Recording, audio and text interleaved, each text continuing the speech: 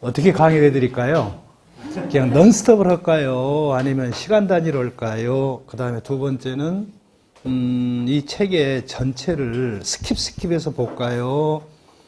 핵심적인 내용만 할까요?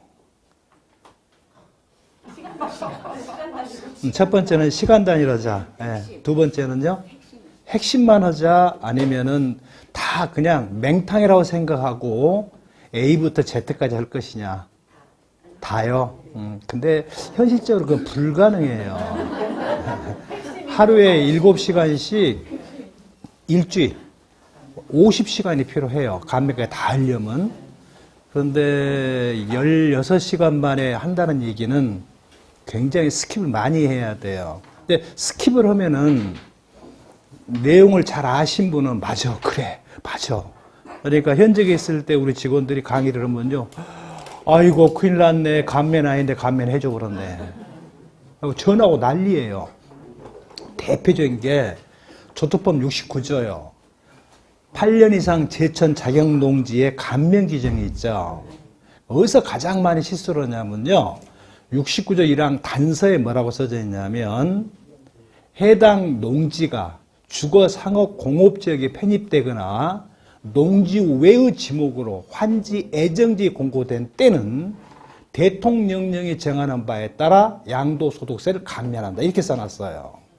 근데 부칙이 또 뭐라고 써놨냐면 이 개정 규정은 2002년 1월 1일 이후 주상공에 들어가거나 환지 애정지로 들어간 것만 적용한다. 뒤집으면 2001년 12월 말 이전의 경우라면 해당이 없어요.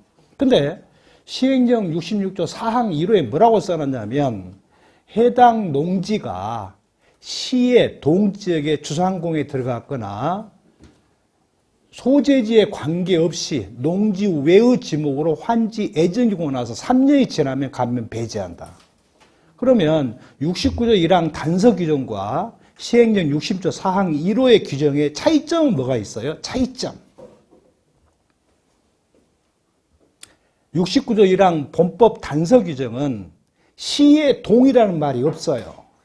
예, 전국에 어디든 말든 읍부에 있건 면부에 있건 군부에 있건 시에 있건 말건 만약에 제 고향이 순천시 쌍안면이라고 합시다. 쌍안면. 거기에 농지를 2004년에 제가 취득을 했어요. 예를 들어옵니다. 산 거 아니에요. 근데 2004년에 찾는데 2006년도에 주거상업공업지역이 편입이 됐어요. 녹지지역은 빼고요. 비사업용 토지는 주거상업공업지역일지라도 개발제한구역은 빼게 돼 있죠. 그런데 농지는 개발제한구역에서는 빼줘라는 규정은 없어요. 감면 규정에 관한 한. 자, 2006년도에 주상공에 들어갔어요. 지금 양도합니다. 진짜 거기 살면서 진짜 뼈 빠지게 농사 지었어요. 감면이 1번 전액 감면, 2번 일부 감면, 세 번째 전액 감면 배제. 뭐가 맞을까요? 1번, 2번, 3번 중에. 제가 물어놓고 제가 1번, 2번, 3번 잊어먹었어요. 뭐가 맞아요? 1번이 뭐였죠? 전액 감면. 다음 2번이 일부 감면. 3번이 감면 배제. 자, 1번에 한번 손 한번 들어봅시다. 2번, 3번. 답은 2번이 맞아요. 예. 자, 시의 동지역은 아니잖아요. 쌍안면이니까. 그건 3년 지났건 말았건 감면을 해줘야 돼요. 근데 본법 69조랑 단서에서 2002년 1월 1일 이후에 주상공에 들어가면 시의 동지역이건 말건, 읍이건 면부건 따지지 말라는 얘기죠. 그러면 2006년부터 2022년까지의 소득금액에 대해서 감면을 배제한다. 예. 그러면 2004년부터 2006년치는 감면을 해주겠죠. 예. 여기에서 가장 많이 직원들이 아차 실수했구나. 예. 그 다음에 8년 자격농지라고 해서 무조건 비사업용 토지가 아니다. 감면 농지는 무조건 비사업 토지가 아니다란 말이 옳을까요? 틀릴까요? 자, 옳다의 찬성표, 그르다의 찬성표. 예, 그러다가 맞아요. 왜냐하면 비사업용 토지는 5이 3하나 60%죠. 양돌 직전 5년의 기간 중에 방치한 기간이, 내가 방치했다는 얘기는 주상공에 들어갔거나 그 다음에 재촌 안 했거나 자기가 안 했던 기간이죠. 5년 중에 2년을 초과하고 3년 중에 1년을 초과하고 전체 보유 날짜 수의 40%를 초과할 때만 비사업용이죠. 그걸 뒤집어 말한다면 5년 중에 3년 이상이거나 3년 중에 2년 이상이거나 전체 보유 날짜 수의 60% 이상, 3개 중에 하나만 걸리면 그 기간 동안 재촌 작용했다고 한다면, 시의 동적의 주상공이 아니라고 한다면 해당 토지는 비사업용이 아니에요.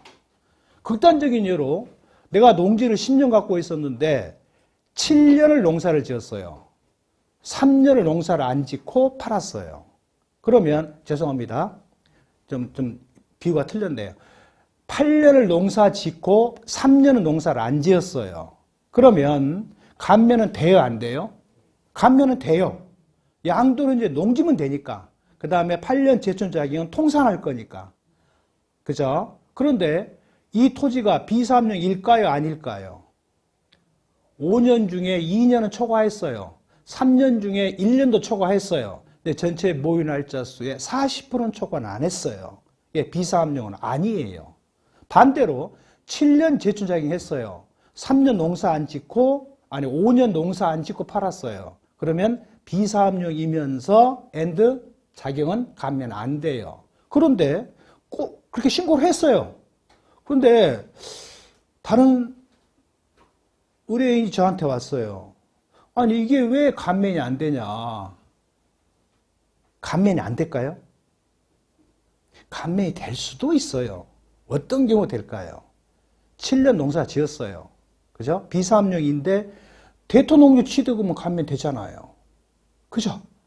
그러니까 안 된다고만 생각하시면 안 된다는 얘기입니다. 대표적인 사례가 뭐냐면요, 다가구 주택이에요. 다가구 주택의 대전제 조건이 뭐죠? 건축법 시행령 별표 1에 표시되어 있죠. 다가구란 가구의 수가 건물 한 동에 몇 가구 이하일 것? 19가구 이하일 것. 왜 19일까요? 왜 20은 안 돼요? 왜 5은 안 돼요? 왜냐하면 주택법상 한 동의 건물에 20호 이상이 되면 사학객 승인을 받아야 돼요. 즉, 뭔 말이 돼요? 공동주택이 돼요. 두 번째, 다가구 주택은 주택으로 쓰이는 연면적이 얼마 이하일 것? 그냥 200평 생각하세요. 660평방미터 이하일 것. 그 다음에 주택으로 쓰이는 층수가 몇 층 이하일 것? 3계층 이하일 것. 다만 피로티나 지하층은 층수에 넣지 않습니다. 근데 여기서 피로티가 뭐예요? 피로티의 원목적은 뭐예요? 주차장용이죠. 그러니까 1층을 3면 이상을 뻥 뚫려 놓고 반찬 높이의 절반 이상을 뻥 뚫려 놓는다면 주차장 확보가 되니까 해당 면적의 2분의 1 이상은 반드시 뭘로 써라? 2분의 1 이상은 주차장으로 쓸까? 그러면 나머지는 절대 뭘로 쓰면 안 된다? 주택으로 쓰면 안 된다. 그러면 만약에 100평방미터라고 합시다.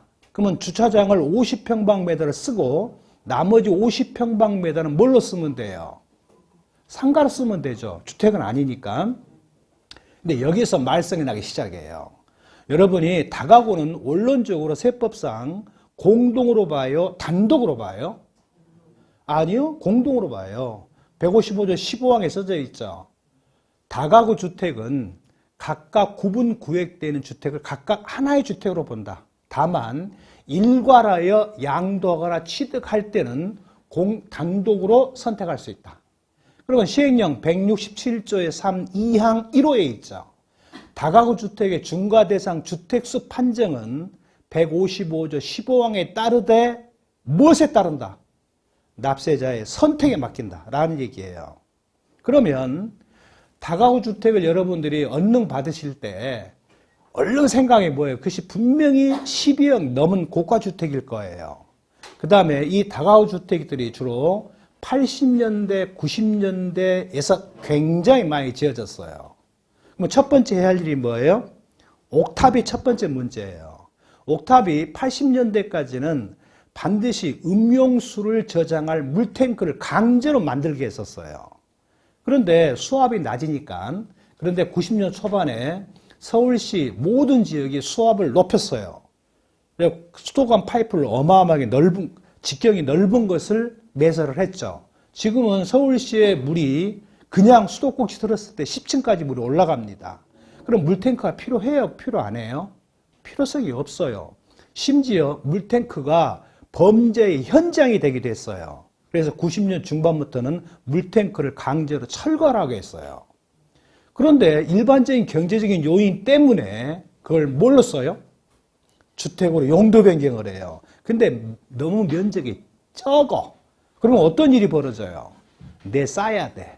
불법 증축을 해야 되고요. 불법 용도 변경을 했어요.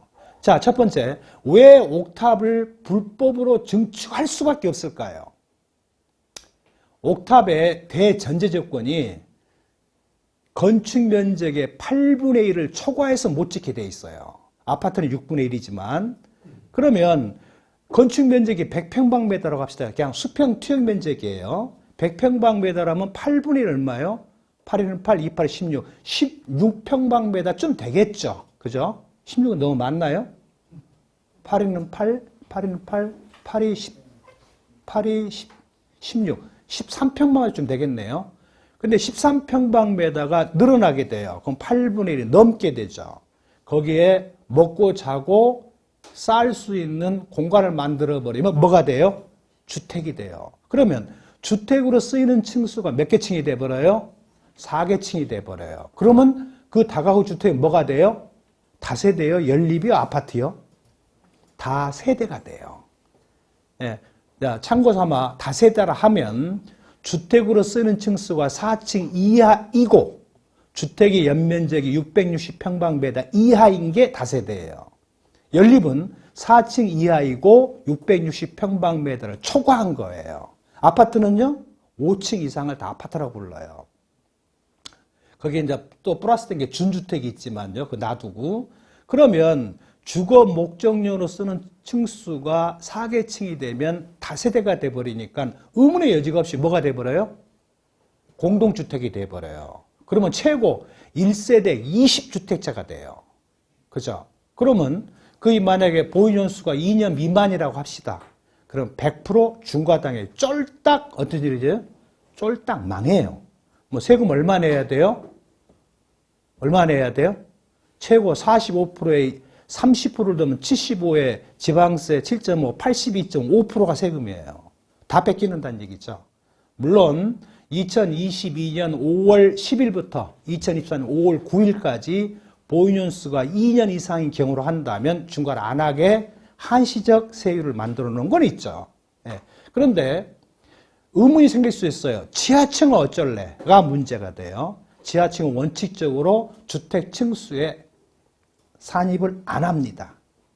그런데 또 하나 말썽이 뭐가 나냐면요. 1층 피로티가 상가를 넣는데 안 돼. 그러니까 뭘로 바꿔요? 주택으로 바꿔요. 그러면 그 옥탑도 그런 상황이고 1층도 그런 상황이라고 한다면 몇 층짜리가 돼요? 주거 목적용으로 쓴 층수가 5층짜리가 돼요. 그럼 뭐가 돼버려요? 아파트가 돼버려요. 자, 그러면 아이고 큰일 났네. 세금 82.5% 내야 돼요. 라고 해야 될까요? 한번 또 생각해 봐야 돼요. 뭘 생각해 봐야 돼요? 이게 다가구 주택은 박쥐 같아요. 그죠? 예. 이게 단독으로 선택한다면 그냥 4층, 5층 생각하지 맙시다. 단독으로 선택한다면 100% 뭐가 돼요? 고가주택이 돼요. 1층에 상가가 있어요. 주택 면적이 상가 면적보다 더 넓어요. 전체를 주택으로 볼 수는 있죠.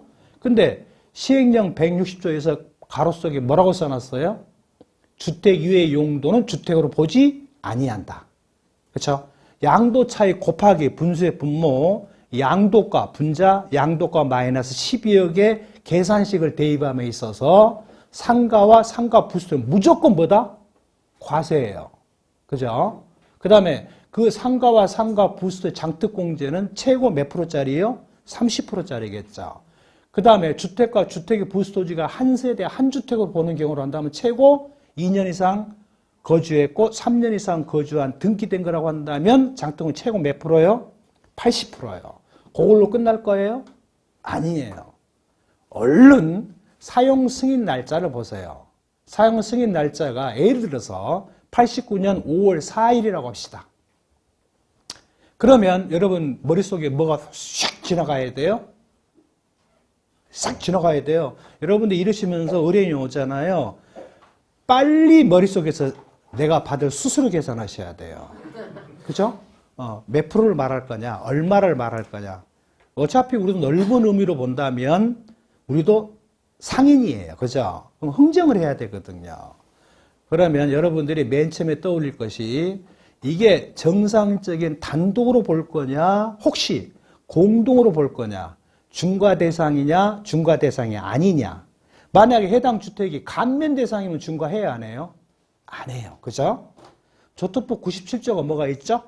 97조가 86년 1월 1일부터 2000년 12월 말 사이에 신축된 국민주택금 이하주택 5호 이상을 5년 이상 임대하면 몇 프로 감면해줘라? 50% 세액 감면해줘라? 농토세는 부담해야겠죠? 10년 이상 임대하면 뭘 해줘라? 양도세를 100% 감면해줘라. 그죠? 그러니까 여러분들이 봤을 때에 해당 주택이 다가구예요. 고가예요. 이게 불법이에요.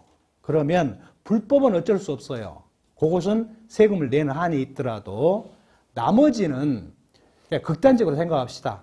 1세대 19주택자로 판정을 했다고 합시다. 공동으로 선택해서.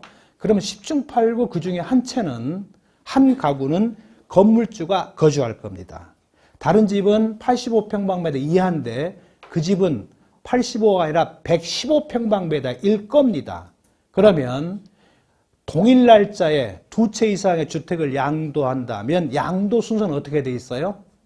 154조 9항에 양도자가 양도 순서는 선택하게 돼 있죠. 그러면 선택을 어떻게 해야 돼요? 세금 많은 놈을 먼저 양도? 아니면 세금을 적은 것을 먼저 양도? 적은 것을 먼저 양도. 어차피 소득금에 합산하니까 매한가지겠지만, 그런데 어디에서 문제가 발생돼요? 가장 넓은 층을 비과세로 가버리면 되죠. 예. 그 집이 절대 고가가 될 일은 없어요. 왜? 전체가 뭐 50억이라 하더라도 19가구로 나누면 10억 안 넘을 겁니다. 나머지 불법 건축물은 놔두고 적법 건축물만큼은 뭘로 오면 돼요? 감면을 해버리면 되죠. 농특세를 부담시키면 되죠. 이렇게 어느 쪽이 더 나을지, 그 다음에 이게 공동으로 갈지 단독으로 갈지, 장특공제를 어떻게 할지를 굉장히 많이 고민해 줘야 돼요. 이게 다가구가 가장 많이 걸리는 부분이 옥탑 때문에 가장 많이 걸립니다. 그러니까 다가구는 섣불리 판정하면 안 된다. 꼭 뭐 해야 된다? 현장 확인을 꼭 하세요. 현장하는 방법이요. 시간이 없어 못 간다라고 한다면 뭘 보면 좋겠어요? 로드뷰를 보세요. 그러니까 구글이나 네이버나 다음에 카카오 맵 있잖아요. 그 로드뷰를 보시면 얼른 못 볼 수는 있어요. 하지만 대충 감은 잡을 수는 있어요. 첫째, 1층 피로티가 보입니다. 그 다음에 두 번째, 가스관이 보여요. 가스관. 가스관 파이프 개수를 세알해 보세요. 아, 그러면 이 집 몇 세대구나. 근데 당초에 허가받을 때는 6세대 다가구를 허가를 받았어요. 그런데 이걸 원룸 형태로 바꿨어요. 도시는 생활주택이기 때문에 원룸 형태로. 원룸 형태로 바꿨는데 19개 넘어버리면 안 돼요. 19개 안 넘어야 돼요. 그러면 외관상으로 봤을 때의 에어컨 실외기 개수, 그 다음에 파이프의 개수를 헤아려 보면 대충 감이 와요. 예, 그래 놓고 이야기를 해야 돼요. 예, 본인한테 물어봐야 돼요. 근데 본인들은 거의 대부분 몰라요. 근데 여기서 하나 문제가 생길 수 있어요. 해당 주택을 그 해당 기간인 86년부터 2000년 사이에 신축은 했는데 본인이 신축 안 했어요. 남이 신축했어요. 갑돌이가 신축한 것을 을돌이가 해당 기간 중에 매입을 해서 임대를 개시를 한 거예요. 자, 그렇다면 이게 감면이 될까요? 안 될까요? 즉 본인이 지어야 되냐 신축해야 되냐. 남이 신축해도 해당 기간에만 내가 임대를 개시했다 하면 되냐? 후자가 맞습니다. 세법 어디에도 본인이 신축을 하는 규정은 없어요. 예. 그러니까 다가구를 단독으로 볼 거냐, 공동으로 가져갈 거냐. 근데요, 이게 임대사업자 등록인 세무서의 사업자 등록 또는 장기 일반 민간 임대주택, 단기 민간 임대주택 등록을 해야 돼요? 안 해도 관계없어요? 안 해도 관계없어요. 근데 97조 2는 안 그래요. 해야 돼요. 근데 97조는 왜 그럴까요? 왜 97조는 안 해도 될까요? 그러니까 세법을 보실 때 왜라는 생각을 항상 가지셔야 돼요. 왜 그랬을까? 86년도에 주택 임대법이 있었어요, 없었어요? 없었어요. 없는 것을 나중에 소급입법해버리면 헌법에 위배가 되잖아요. 그래서 97조만큼은 등록을 안 해도 하등의 관계가 없다. 근데 마지막 문제예요. 이걸 진짜 임대했을까? 그죠? 10년 이상 임대는 했으라고 보여져요. 절대 집을 공가 상태로 놔두진 않을 거니까. 그러면 이 임대자인 양도자 입장에서는 예전에 임대차 계약서 사본을 갖고 있으면 좋은데, 두 번째, 면세사업자 사업장별 현황 신고가 돼 있으면 좋은데, 또는 5월 달에 확정 신고 올 때 신고를 했으면 좋은데 아무것도 없어. 그럼 어떻게 해야 돼요? 누구나 다 임대했으리라고 보여져요. 네. 그거 어떻게 입증해요? 전기세는 아니죠. 전기료. 그 세금이 아니죠. 이게 전기 사용, 이게 전기 인입된 날짜, 그 다음에 가스 인입에서 사용된 월별 사용량, 예. 그 다음에 수도 사용량. 근데 수도는 거의 대부분이 하나를 갖고 n분의 1로 나눠요. 그러나 가스나 전기는 안 그렇습니다. 각각 다 해줘요. 예. 그래서 가스, 그 다음에 전기, 예. 그 다음에 수도료 가지고 입증하면 됩니다. 그러면 세무서에서 그걸 부정을 할까요? 못 할까요? 부정 못 합니다. 왜 부정을 못 하냐면 세무서에서는 다시 그 TI NTS죠. NTS 조회를 할 수가 있어요.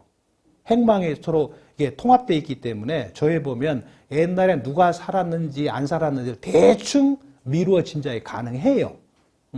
그래서 그렇게 해서 처리하는 방법도 있습니다. 이런 식으로 강의해요? 힘드시지만 제가 호칭을 어떻게 할까요? 여러 선배님이라 선배님은 아닌 것 같고요.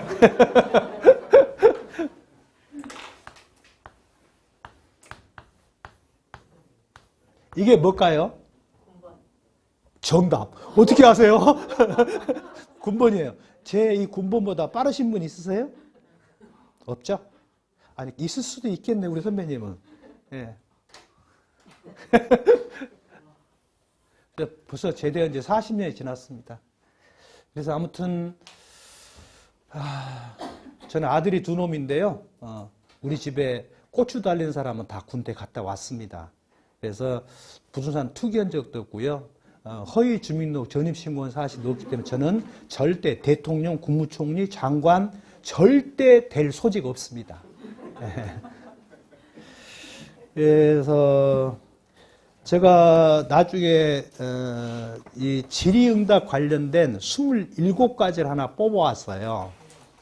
이걸 하나씩 드릴게요. 숙제로 드릴게요. 근데 이 내용에는 여러분이 예를 들어서 뭐라 할까요? 상속주택을 일반주택이 있다. 자, 그러면 맨 처음에 뭘 떠올려야 돼요? 일반주택이 있고 상속주택이 있다. 일반주택을 판다? 그러면 또는 상속주택을 판다? 그러면 어쩔래가 문제가 돼요. 자, 첫 번째. 자, 맨 처음에 떠올릴 건 뭐예요? 상속주택과 일반주택. 다른 거 생각하지 말고요. 155조 1항과 2항과 4항을 생각해 봅시다. 자, 1항이 뭐예요? 한 세대가 집을 두 채를 갖고 있다고 한다면 A란 주택이 정전주택이에요. 경고 한때로부터 취득 한때로부터 몇 년을 지날 것? 1년을 지날 것. 신규주택 B를 취득할 것. 다음에 B주택 취득할 때 A주택이 조정 대상 지역이라고 한다면 B주택을 몇 년 내에 팔까? B주택을 취득한 때로부터 A주택을 몇 년 내에 팔 것? 2년은 아니에요. 3년이에요. 내가 B주택의 조정 대상지는 말 안 했어요. 예. B주택을 취득할 때 A도 조정 대상지역, B주택도 조정 대상지역이다. 몇 년 내에 팔아야 된다? 2002년 5월 9일 이전까지는 1년 내에 팔아야 돼요. 근데 지금 삭제해버렸어요. 몇 년에 팔면 돼요? 2년 내에 팔면 돼요. 근데 A주택을 취득할 때는 조정 대상 지역이었었어요. 근데 B를 취득할 때 A주택이 해제가 되어버렸어요. 그러면 A주택을 몇 년 내에 팔면 돼요? 3년 내에 팔면 돼요. 근데 A와 B가 A주택이 고가예요. 자, 그러면 9억, 12억 초과 상당 양도 차익은 중과를 해야 돼요? 중과를 안 해요? 너무 갈래가 너무 많아요. 중과 해요? 안 해요? 안 해요? 안 한 이유요?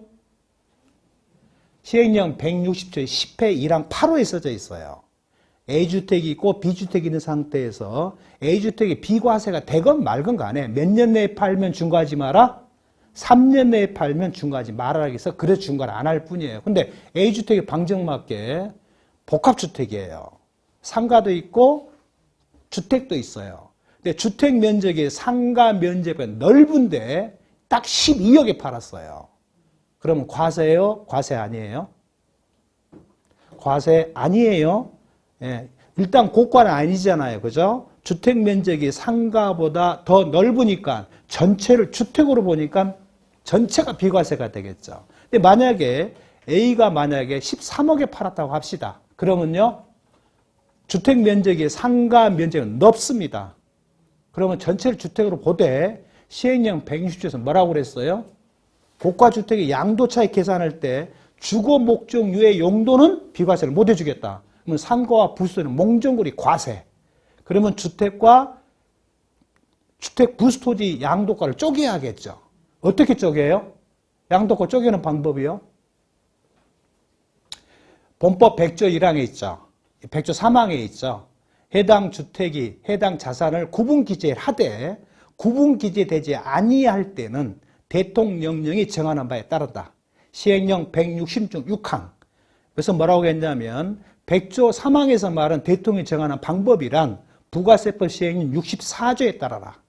그럼 부가세 시행 64조에 뭐라고 되어 있어요?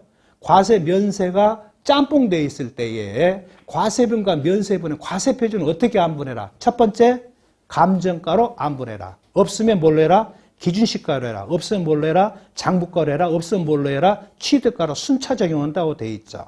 여기서 하나 팁이 있죠. 감정평균가가 보통 2개 이상의 평균가라는 말이 대부분의 규정이에요. 그런데 부가세 시행 64조는 2개 이상의 평균값일까요? 하나면 될까요? 하나도 관계없어요. 그렇죠? 그러면 여러분들이 양도세 신고가 내일 신고가 마감일이에요. 오늘까지도 이게 과세 면세, 죄송합니다. 상가와 주택을 쪼개야 되는데 통상적으로 여러분 뭘로 쪼개요? 기준시가로 쪼개죠. 그러면 주택과 부수토지는 뭘로 쪼개요? 뭘로 해요? 개별주택 가격을 적용하겠죠. 상가와 부수토지는 뭘로 해요? 상가와 부수토지는 기준시가. 일반 건물 토지 기준시가로 해서 세액값을 분모에 넣고 분자값에다 개별주택 가격을 넣으면 전체 양도가액 중에 주택과 부수토지 양도가 쪼개져 나오겠죠. 쪼개져 나온 걸 다시 뭘로 쪼개야 돼요? 토지 기준시가와 건물 기준시가 다시 또 쪼개야지. 그래야 토지와 건물을 쪼갤 거니까. 그러니까 취득 시기가 동일하면 좋은데 틀릴 경우 양도 시기가 동일하면 좋은데 양도 시기가 다를 수도 있어요. 그죠? 대표적인 사례가 어떤 사례예요? 현매 수용될 때 땅값은 올해 수용 보상가를 줘요. 건물값은 내년에 줘요. 그럼 어쩔 거냐가 문제가 돼요. 예. 그것은 보상 예상가를 더해서 고가 여부를 판정하시면 돼요. 아까 전체를 13억에 팔았는데 고가라고 생각했어요. 근데 주택 면적이 상가면 넓어요. 상가와 부수토지는 과세를 할 거예요. 안분을 했어요. 상가와 부수토지 양도가가 3억이 나왔어요. 그럼 주택과 부수토지는 얼마예요? 10억이죠. 그러면 10억 곱하기 13분의 13만에 12를 곱해요. 그냥 10억이 통째로 비과세예요. 10억이 통째로 비과세입니다. 아시겠죠? 예, 책이 나중에 유인물에서 보실 수 있을 거예요. 예, 그런 식으로 상황이 틀어지기 때문에 어디로 갈지를 몰라요. 그래서 특히 현직에 있는 세무서 직원도 굉장히 힘들어하는 거죠. 여러분도 힘드실 거예요. 기준시가가 뭐야? 뭐 공시지가, 개별 공시지가, 개별주택, 공동주택 가격, 기타 등등 무수하게 많아요. 그죠? 그러니까 기본이 안 되면 백날 해봐요. 백날 손해봐요. 백날 모 선배님은 백날 신고 부서질 가능성이 물어주는 정신없어요. 왜? 너무 과신하니까 그렇죠. 모르면 하면 좋은데 시중에 지금批판되고 있는 세액계산 프로그램을 너무 맹신을 해요. 그 쓰레기 넣으면 쓰레기가 나옵니다. 그죠? 이게 굉장히 조심하셔야 돼요. 그래서 아까 뭔 이야기를 이쪽으로 왔죠? 상속주택이에요. 예. 그래요. 그러면 155조 1항은 일시적 2주택 비과세인데요. 반드시 1년을 경과해서 B주택을 취득해야 돼요. 근데 예외가 있죠. 어떤 때가 예외예요? 첫 번째, 건설 임대주택을 임차하여 소유권 취득 후 양도할 때까지 몇 년 거주했으면 비과세 줘라. 5년 거주했으면 비과세 줘라. 그죠? 두 번째, 현매수 수용에 따라서 양도되는 주택이라고 한다면 1년을 경과 안 해도 돼요. 세 번째, 부득이한 사유, 취약, 질병, 근무상, 학교 폭력 때문에 부득이한 사유로 매각할 수 있는 집은 1년 경과 안 해도 돼요. 근데 문제는 이 세 가지 유형의 주택이 양도하는 종전주택일까요? 취득하는 신규주택일까요? 그죠? 다른 주택일까요? 신규주택일까요? 명확하지 않아요. 그냥 이 경우 154조 1항 1호 그다음에 3호, 가목, 나목에 해당되는 주택은 그러하지 아니한다라고 했을 뿐이에요. 근데 기본 통칙이나 집행 기준에는 수용될 때는 다른 주택이 수용되는 경우만 말했어요. 예, 건설 임대주택이나 부득이한 사유에 해당 주택은 신규주택이든 정전주택이든 관계없다는 생각이 드는데요. 154조 1항은 뭐예요? 양도하는 주택에 대한 비과세죠. 그런 맥락으로 본다면 세 가지 유형의 주택이 다 다른 주택이 그런 경우만 1년을 경과 안 해도 된다라는 얘기가 되겠죠. 자, 두 번째 이야기요. 154조 2항에 상속받은 주택이죠. 그러면 여러분들이 맨 처음에 의뢰인한테 상속받았어요. 그걸로 끝내면 안 돼요. 그죠? 돌아가신 분이 돌아가실 때 집을 몇 채 갖고 있었어요? 라고 먼저 물어봐야 돼요. 두 번째 물어볼 일이 뭐예요? 돌아가실 때에 선생님과 의뢰인과 망자께서 동일 세대였습니까? 아니었습니까?를 먼저 물어봐야 돼요. 세 번째, 동일 세대라고 한다면 왜 학가를 했어요? 그럼 얼른 또 뭘 생각해야 돼요? 망자께서 학가 당시에 몇 살? 60세 이상만 돼야 돼요. 자, 그러면 먼저 152항에 망자께서 돌아가실 집이 세 채가 있었어요. 그러면 이 상속받은 주택을 거주자의 소유토로 안 보려고 한다면 이 주택이 뭐가 돼야 돼요? 선순위가 돼야 돼요.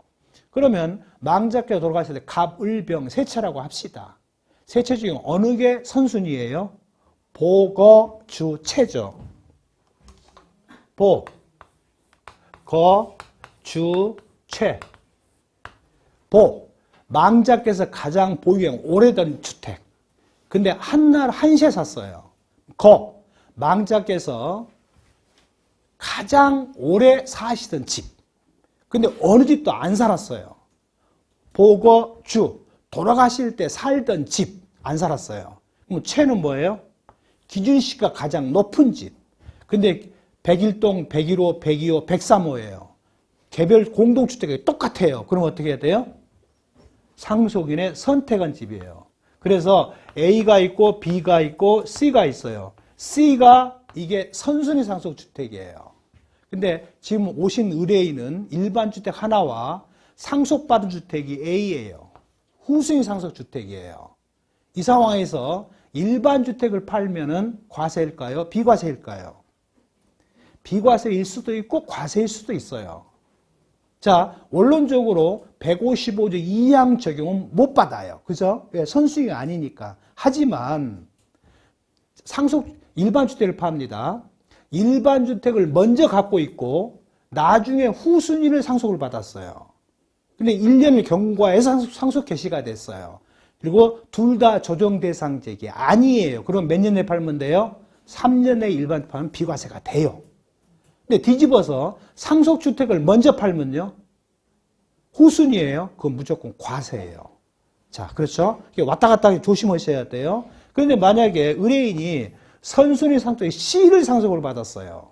일반 주택이 있어요. 일반 주택을 양도합니다. 뭐 2년 보유했고요. 2년 이상 거주했고요. 고가가 아니고요. 등기된 주택이라고 합시다. 이걸 팝니다. 과세요, 비과세요? 한번 우리 찬성표 한번 던져봅시다. 자, 비과세. 과세. 없어요? 비과세일 수도 있고 과세일 수도 있어요.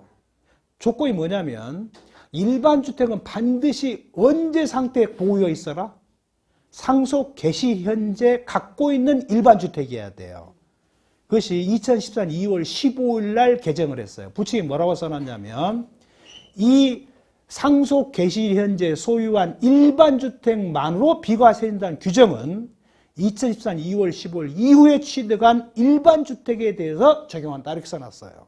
그러면 이 선순위 상속주택을 2013년 2월 16일에 상속을 받았다고 합시다. 그러면 일반 주택을 비과세 받으려면 어떻게 해야 돼요? 2014년 2월 15일 전에 취득했다고 한다면 비과세가 돼요. 그죠? 근데 만약에 2014년 2월 16일 날 상속을 받고 일반 주택을 2014년 3월 4일 날 취득한 주택이라 합시다. 일반 주택 양도면 과세예요, 비과세예요? 과세예요, 그때는요. 조심하셔야 돼요. 그러니까 어떻게 생각하면 양도소득세제가 살아있는 생물 같아요. 근데 나쁘게 생각하면 넉마예요. 왜? 범법은 별로 있지도 않으면서 시행료는 모든 것을 커버를 하고 있기 때문에 문제가 된다는 얘기입니다. 그죠? 그래서 왔다 갔다 해요. 자, 그런데 그런 상황이에요. 근데 자, 상속주택과 일반주택이 있다고 한다면 원론적으로 상속 개시일 현재 동일 세대였었어요. 아버지도 집이 있었고 아들도 집이 있었어요. 아버님이 돌아가셨어요. 반대로 아들이 먼저 사망할 수도 있어요. 꼭 아버지가 먼저 사망하라는 규정은 없으니까 세법 어디에도 그런 말은 없어요. 예. 자, 반대로 말합시다. 아버지도 집이 있었고 아들도 집이 있었어요. 근데 아들이 먼저 죽어버렸어, 교통사고로. 아들 집을 아버지가 상속받았고요. 아들 집은 유일한 집 한 채예요. 자, 이 상태에서 아버지 집을 양도를 합니다. 자, 어떻게 돼요? 과세일까요? 비과세일까요? 동일 세대 상태에 상속 개시되면 안 됩니다. 근데 155 2항에 단서가 뭐가 있죠? 만에 하나에 사항에 따른 동고동의 합가 상태에서 상속이 개시된다고 한다면 그 집만큼 뭘로 인정해줘라? 상속주택을 인정을 해줘라는 얘기입니다. 동일세대일지라도. 그러면 2014년 2월 15일 이후에 취득한 아버지 집이었었어요. 그 다음에 상속 개시일보다 아버지 집이 더 빨리 취득을 했어요. 자, 그렇다고 한다면 아버지 집을 판다면 비과세가 돼야 안 돼요? 돼요. 근데 상속주택을 먼저 판다고 한다면 일시적 2주택을 적용해야 할 문제가 생겨요. 또 그걸로 무조건 가면 또 안 돼요. 예, 또 조투법에 또 꺼봐야 돼.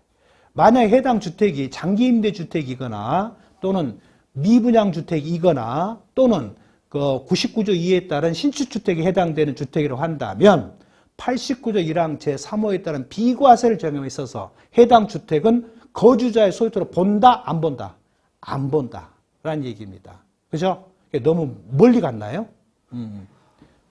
그러니까 왔다 갔다 해요. 굉장히 그냥 쉽게 생각하시면 안 된다는 얘기입니다. 그렇죠? 굉장히 조심하셔야 돼요.